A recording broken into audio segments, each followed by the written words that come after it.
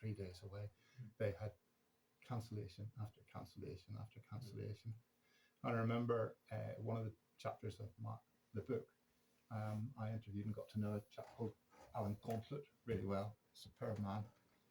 Like most of the veterans of Arnhem that I interviewed, very, very modest man, and had almost become pacifist because of what he had seen and done in the wartime. He just talked about sitting on the lawn in those 4 or 5 days, just sitting on the lawn, doing what soldiers do when they're. I hear there's a lot of waiting round for the action, a lot of waiting and sitting. So just waiting, cleaning his weapon, checking the kit, checking everything. So if you go back 78 years today, First Airborne, that's what you'd have been doing.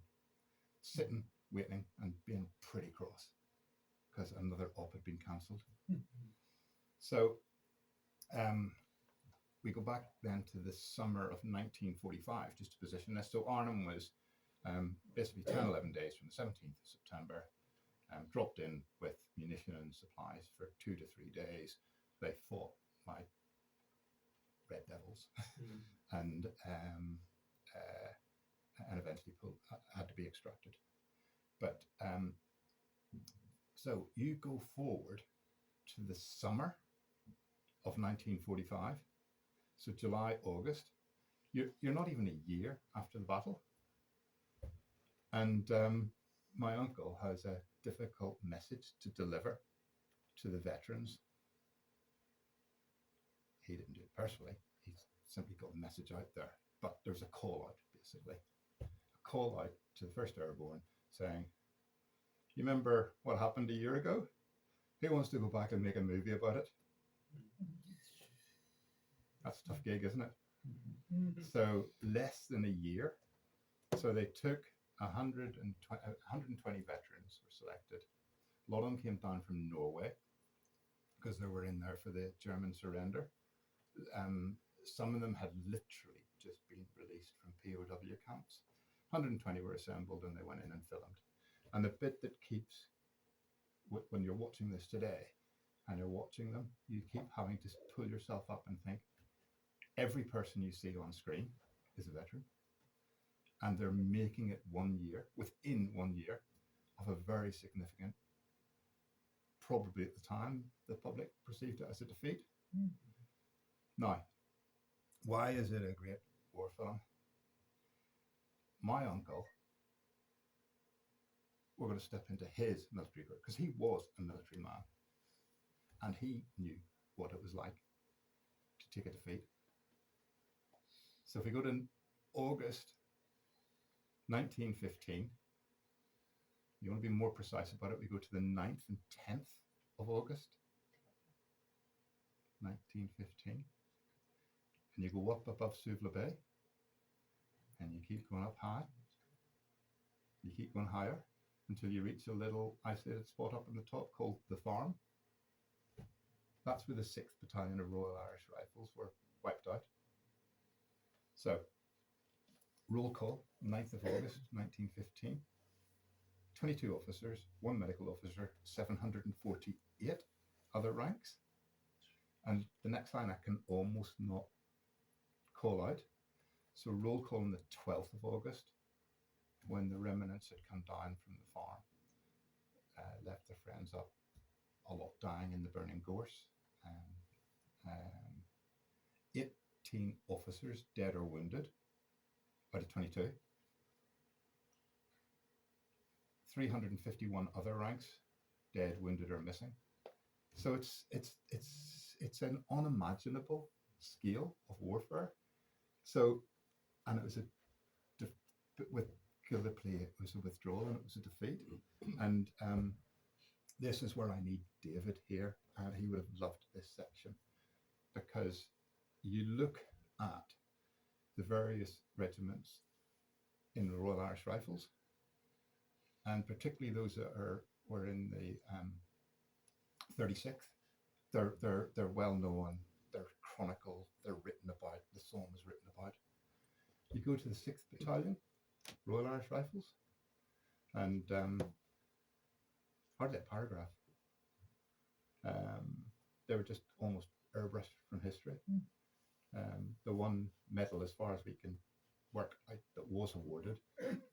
actually awarded to an officer that was seconded into them. So that's a tough, you're forgotten.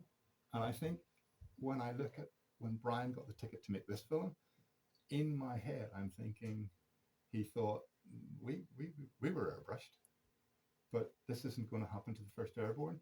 And now when you look at the amount that's been written about Arnhem and how it's kind of superbly remembered and commemorated, question, would it have happened had it not been for this film?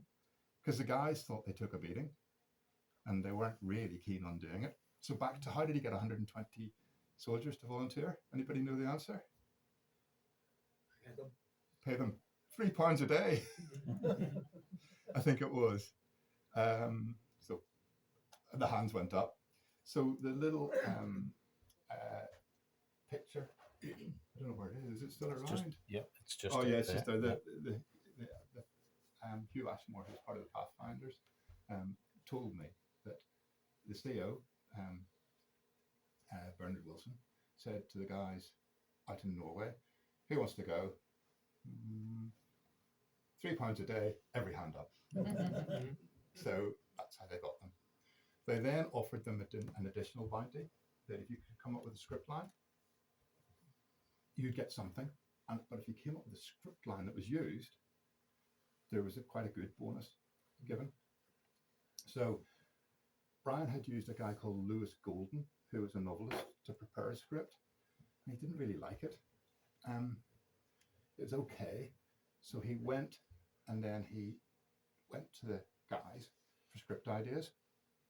And then he had his sidekick, who was a young, ambitious filmmaker who'd come out of Cambridge University, who Brian had mentored and trained up. And for those of you that know your Northern Ireland film history, just a quick hands up, who's seen something called A Letter from Ulster?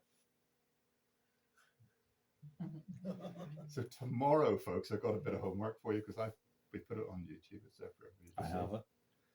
I have it, so I'll put it on some night. We'll put it on some night. Even better. I'm happy to come down and talk to it. Brilliant. At the front end of that, it's written by, it's the US service personnel in Northern Ireland, and it chronicles their journey and their life and their training. Brian's writer on that was a Sean Terence Young, because he had used him to write several other films, including a film called Dangerous Moonlight, that maybe people have seen that one.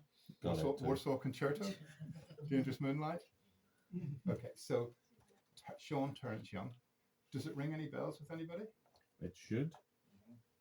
So, you watched 25 films associated with. Oh, he did Bond, didn't he? Yeah, he was very part of Bond. He cracked Bond at the start. Yeah. He did Dr. No. From Russia with Love. Took a one-film break and then completed it with Thunderball. So the young Hurst protege went on to basically drive through what is now a pretty good film franchise. So Terence Young was a scriptwriter, and so they kind of had this formal guy, Lewis Golden, and he kind of got pushed to one side, and it was Terence in conjunction with the soldiers throwing in their ideas. Terence knew about Arnhem because he was in 30 Corps coming down the road to try and relieve them in Arnhem. So he also had a link to it.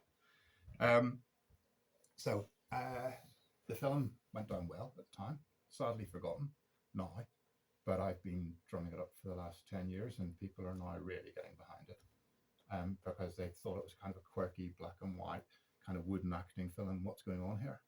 So we go back to 1946. It was released on the premiere night tickets, made of clever marketing, isn't it? The aluminium from the smashed up gliders. And it was released. The biggest grossing UK war film for 10 years. And people have kind of just over the years, it just got lost in history, but not any longer, because what we're doing is reminding people that there are no credits. When you watch it at the start, watch it at the end, not a single credit. So Brian didn't take a credit, Terence Young, none of the veterans took a credit. And it was because when they're out filming, during breaks in filming, unlike today, they didn't go and powder their nose, and, get touched up and get themselves all lovely.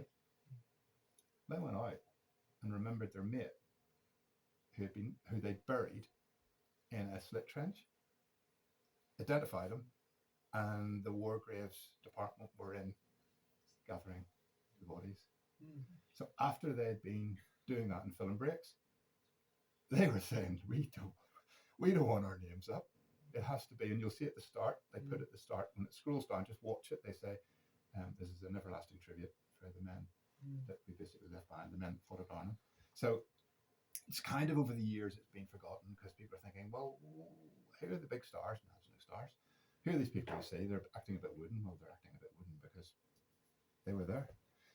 What I'm going to do in the presentation is pause it, and we'll see what time we've got because we need to cut and run up. I won't do too many, but I was going to pause it in 5 spots just to say who you're actually seeing on film to help it make a little bit more sense. So just see if there's anything else that's kind of notable to say. A little bit more about Brian. I had a hard job when I took over the estate in 2009. Nobody here wanted to know because Brian was flamboyant. He was outrageously gay when all his mates were being locked up. He didn't care because he lost his mates when he was young. He lost his mum when he was 3. He lost his dad when he was 16. He relied on his big brother, who's my great-grandfather. That's right, my great-grandfather. And so it was a difficult message, and sometimes it didn't go well. So that's challenge number 1 for me. Challenge number 2 was he signed the Ulster Covenant in, who knows the date? I should know this. 1912. Signed the Ulster Covenant in 1912 with, guessing, my great uncle, the two of them, 46 Welland Street. Signatures are there. But he was mentored out in Hollywood by a guy called John Ford, who trained him up and got him going. And Ford introduced him to the Catholic Church. Brian loved the Catholic Church because of all the because he was an artist, wasn't he? He loved the high art, the candles, all the fanciness. So he switched teams.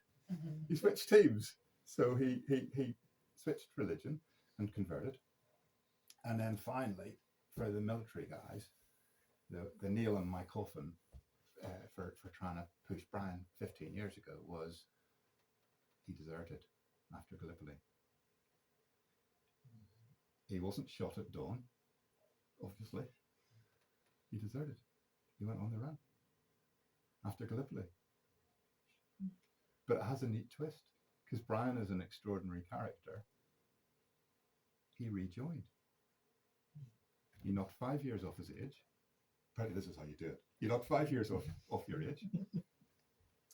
His name when he was born was Hans, which is probably not a great name to have in the First World War. So he switched it to Brian. He became Brian Henry Hurst, joined the motorised division of the Royal Army Service Corps and fought out again in the Middle East. To try and lure him, his medals were sent, his Royal Irish Rifle medals were sent to Mount Pottinger Police Station to collect. He never collected them. And we've got